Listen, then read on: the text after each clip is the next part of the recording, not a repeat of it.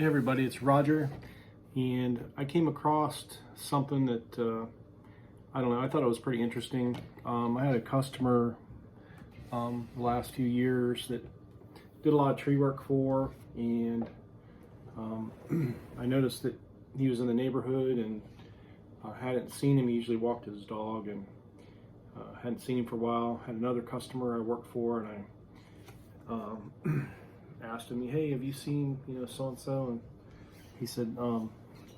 He said he got cancer and he passed away. There's an estate sale going on this weekend. So when you get so busy, you don't realize that so much things have passed by you. So anyway, it was raining that day, and I was like, you know what? I'm just gonna run by there and just see if I can maybe get something to, for memory. And by the time I got there, it was like the second day. There wasn't much left, but I ended up getting this cooler. And I remember as a boy, we had a cooler similar to this. I looked this up and Googled it. This cooler is over 40 years old. So when I was like probably 10 or 12, my father and our family used to use these when we went to Cedar Point.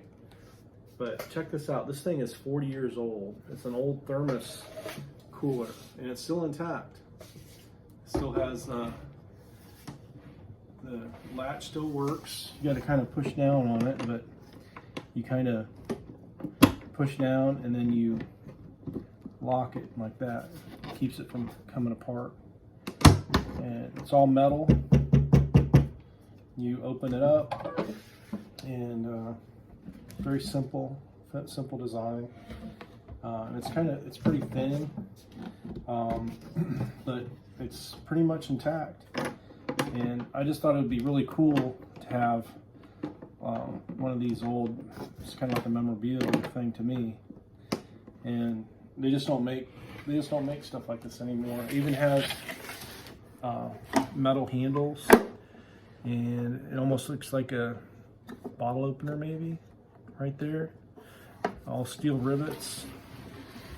Even has steel hinges, and everything's complete. It even has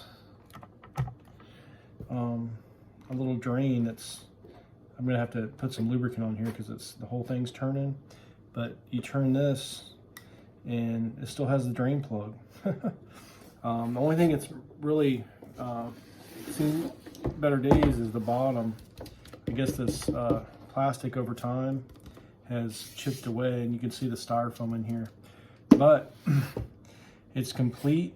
It works.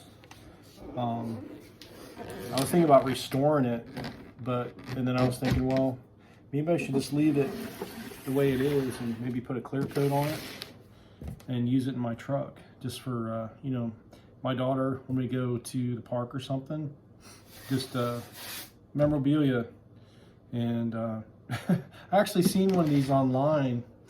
It was in a little bit better shape. The paint was white. I don't know if they restored it. It was just kept in the garage and wasn't used. They wanted $125 for this thing. You crazy? But it's just cool to see how they used to make things, and they hold up a lot better. Of course, this guy, I'm sure he's probably taking care of it as well. It depends on how you take care of things as well and how they're made. But also too, I picked up a couple rubber mallets, and pretty simple guy, had some simple things. But also too, when you see older Craftsman, they use a lot of Craftsman Tools, and they also replace things. So this old receptacle cord, most people would throw away. You actually replace the ends. So you don't see that much anymore. People that really take care of things and save their money, they go out of their way, and they make things work, and they fix things, and they keep reusing it. And so I think the baby boomers actually were saving the planet. Even though they drove gas-powered vehicles and stuff like that, they reused everything, and they fixed things, and didn't just throw it in the garbage. It wasn't like, you use it and throw away. They didn't have not everything was disposable. Everything had value. And that's what we're losing in our generation, is everything's disposable. I think we need to learn something from that generation, just to, you know, take care of things and get the use out of it and recycle, and don't just throw it away if it breaks. Build things that last, hold on to them, pass them on to your next generation, and I don't know, I think that's more about saving the planet than anything else, is just being able to be resourceful and fix things and make them last. So anyway, I just thought I would share that with you guys. I also bought some other, there was a dryer cord I bought too, but I didn't want to lug it up the stairs. So, but all these tools are very simple, but you can tell he used them and he took good care of them. So I wish I would have went earlier, and but at least this way I have something to remember him by. So I'll keep these tools forever and try to keep this cooler for a long time as well, and have some good memories putting some ice in here and going to the park with my daughter.